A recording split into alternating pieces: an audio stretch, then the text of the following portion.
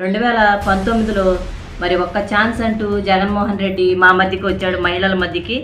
మరి మీకు నవరత్నాలు ఇస్తాను మరి అని చెప్పిన పెద్ద మనిషి, దానిలో ముఖ్యమైనది మేమేంటంటే స్వాగతించింది మద్యపాన నిషేధం. మహిళలుగా మేము కుటుంబంలో ఎన్ని శ్రమలు పడుతున్నాం, ఎన్ని బాధలు పడుతున్నాము, పిల్లల పరంగా భర్త పరంగా. మరి మద్యపాన నిషేధం చేస్తాను అని ఒక చెల్లిగా, ఒక తోబుట్టుగా మరి మాకు మధ్యకి వచ్చి ఒక ఛాన్స్ ఇవ్వండి అని మా దగ్గరకు వచ్చి ఓట్లు అడిగి మాతో ఓట్లు వేయించుకుని ఈ రోజున మద్యపానం అనేది మాకు కనిపించని పరిస్థితి. ఈ రోజున కుటుంబంలో ఏ అభివృద్ధి లేదు. మద్యపాన నిషేధం చేస్తామని తెలియజేసిన ఆయన అధికారం చేతికొచ్చినాక మద్యపానం నిషేధమే మరచి మద్యపానాన్ని ఏర్లే పారిస్తున్నారు.